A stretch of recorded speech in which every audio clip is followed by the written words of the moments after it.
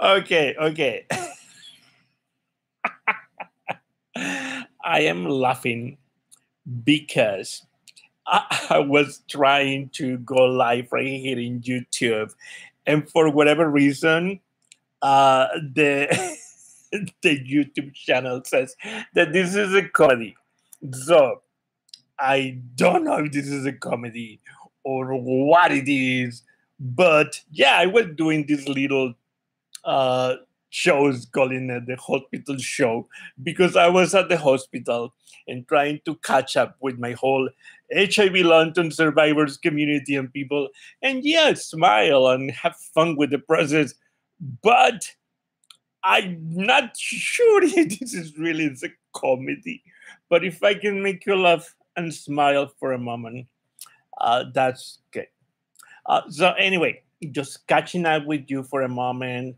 I am home recovering from the hip replacement surgery. So like I mentioned before, now I have three balls. Whoa, three balls. Yes, because I have my two normal ones.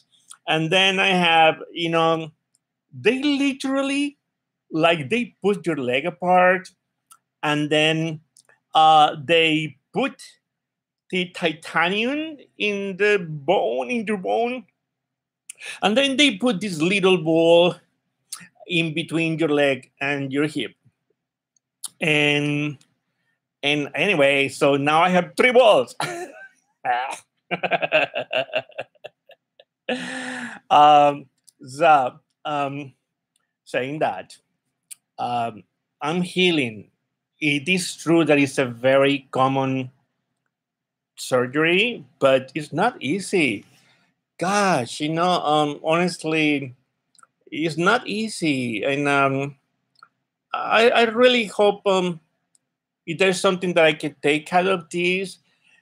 For many of the people that we've been living with HIV for such a long time, again, we are encountering now the whole process of getting older, and I think it was a little bit of misconception when I was in the hospital. Literally, I was told after my surgery was done that they had in the whole unit of the floor of that hospital.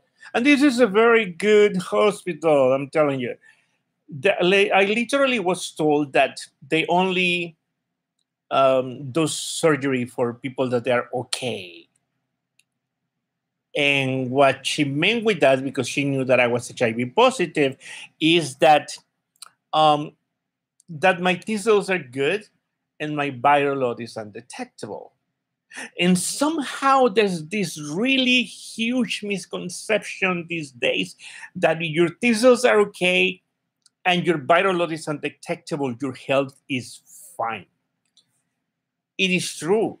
My T cells are normal, or like in any normal person, are close to $800. My viral load is undetectable. Well, my health is very fragile. I'm a very strong man, but my health is very fragile. They should consider every person's health history.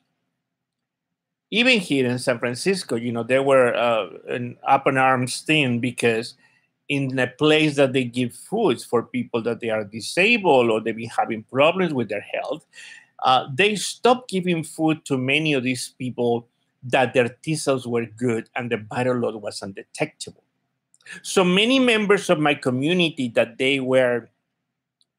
are growing older with HIV, like me. Yes, I'm growing older with HIV. Um, um, in HIV London survivors, they just literally stopped giving them the food. I thought that was completely nonsense.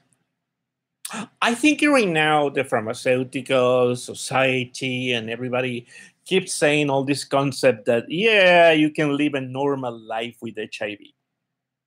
The people that we are growing older with HIV and the HIV long-term survivors, we are the only proof of what can really happen. It's a wonderful thing, of course, to have hope and to give hope to others. But from that to say that nothing is going to happen and you're going to live a normal life, I'm not sure about that. Because besides the physical aspects, besides the mental aspects of the whole thing, we also have the stigma that, my God, I've been 32 years with HIV, and I cannot believe how difficult is still the stigma for so many people. For a long time, yeah, it was especially, I think, difficult because we also had the whole homophobia for many gay, lesbian, transgender people and everything. But now times have changed. In USA, 50% of the population with HIV, it has, it is over 50 years old. In San Francisco, 75% of the population with HIV is over 50 years old. And we have lots and lots of agencies and organizations. All these agencies and organizations have to adapt to the times. And for whatever reason, it has been an uphill battle to really make these people think in what is happening in our society. I don't know if they just want to do the work, and really adjust to what things are going, but they are not doing it. Also, I am a gay man, but I'm very disappointed. Like, they just opened an office on the Castro district right here in San Francisco, and it was for gay, bisexual, transgender men. And they only put like all these pictures of men on the window. I really feel that in these days, anyone that has HIV should be accepted and welcome in any place. There was a time in our history that it was very important for the gay community to feel welcome in these places, and that's why these places open. But now we are doing the same sometimes to our straight brothers. It's so much difficult sometimes for our straight brothers to find a place that they can go and have their test and their blood and have support and therapy and all those things. What about our women? Really, I think the times have changed. I'm sure I'm gonna have some haters back to me because sometimes people want to be only separated. But I'm incredibly thankful that in the group that was created, well, I founded it, but I was the person just typing some things and it was created. It was in 2015. So it has been about 3 years, 2 years and a half. I'm incredibly proud of the diversity of the group. People of color, people that they were born with HIV, our transgender community, again, our straight brothers, male, women, and of course, our gay people. Come on, I'm gay.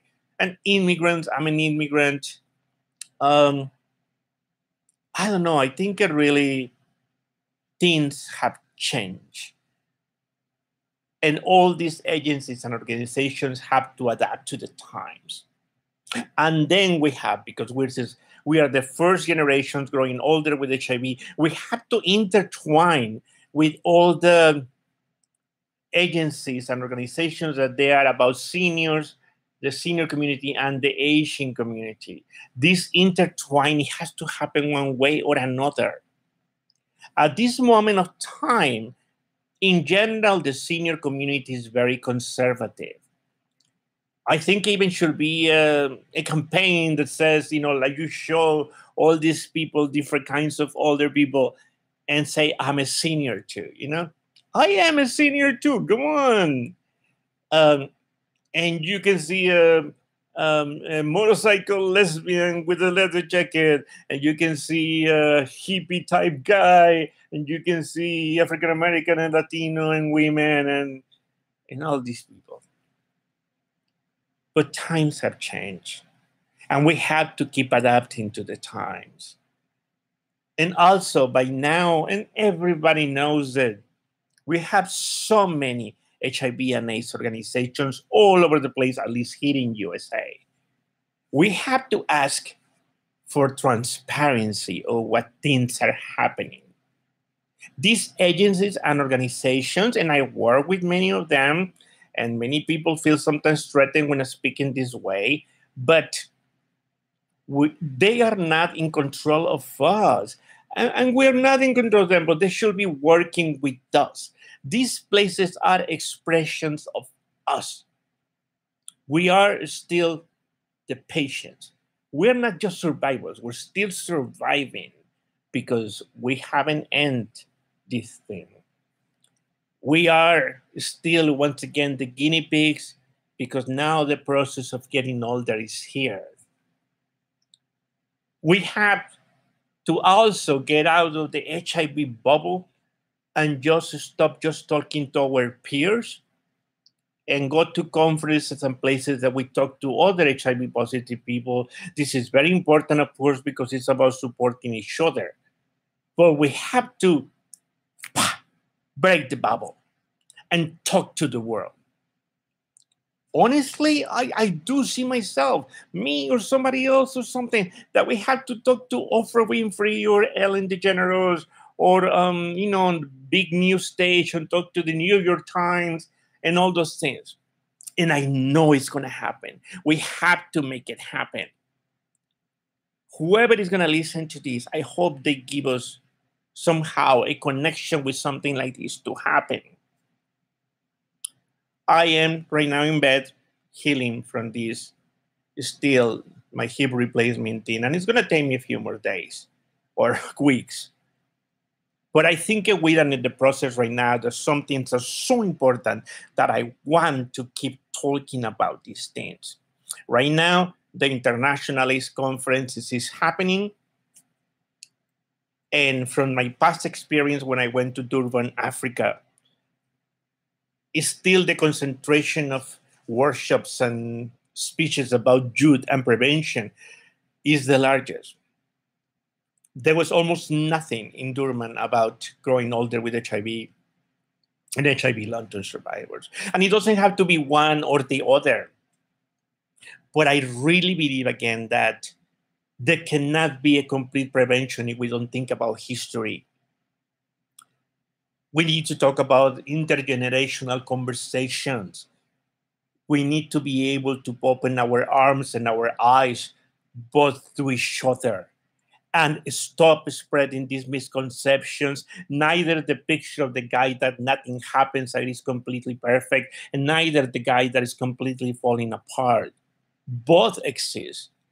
But most of the people sometimes are in between, Yeah, I do go to the hospital every certain time. I live with neuropathy, no doubt, and I live with chronic pain.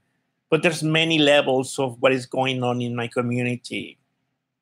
But it's very important, again, that we keep telling our stories and doing things like that.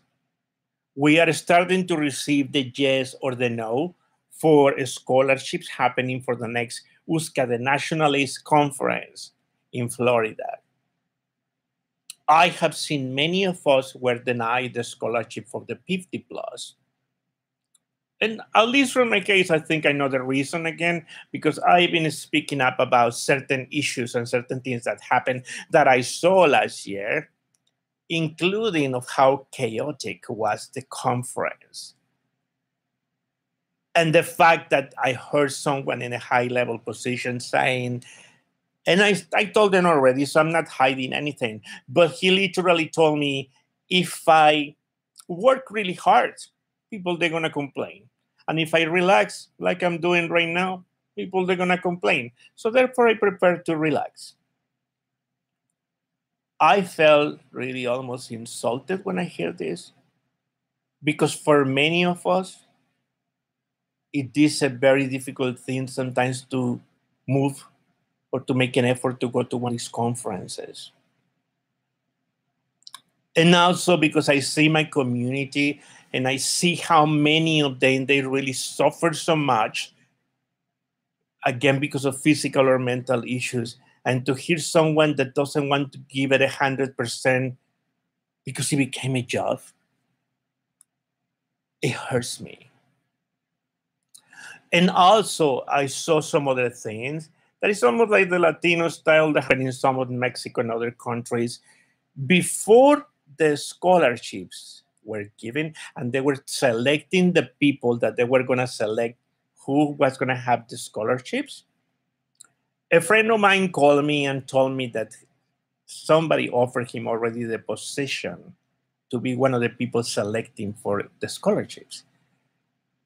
Before the deadline, before the official deadline, he already knew.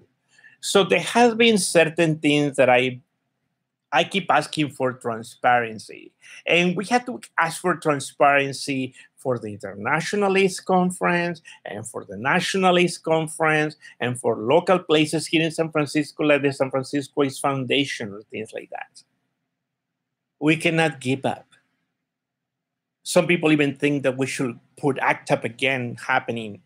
I don't know about that or what is the best thing, but we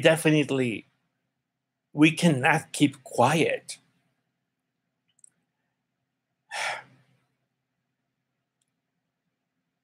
Invite you to come to the group of HIV long-term survivors right here on Facebook or through any of the other media that I'm trying to use and really see and talk to them and really feel them, perceive what they're feeling. If I go to a conference or I don't go to a conference, I keep doing my job. I am an activist and I'm an advocate and I will keep doing it. I hope these people that my own peers recognize what many of us we are doing. But it hurts that sometimes we are not recognized or acknowledged. About a couple of months ago, I went to an amazing conference that it was organized by a pharmaceutical. And many people have all this thing that, oh my God, pharmaceuticals. I'm sorry. This conference is called Healthy Voices. It was the first time in my life that I felt that not only my work matters, but I do matter. I was telling today a lady from the Post magazine, because we're working in something that she's writing for the next month or something. And I'm going to finish all this rambling, but there's so much to talk always. You see in TV all these survivors programs, Survivors Island, Survivors whatever, all these different things. At the end of the series or the program or things like that, you always see the families waiting for that particular survivor that won. Or you see a huge table with food and you see people welcoming them in airports and things like that.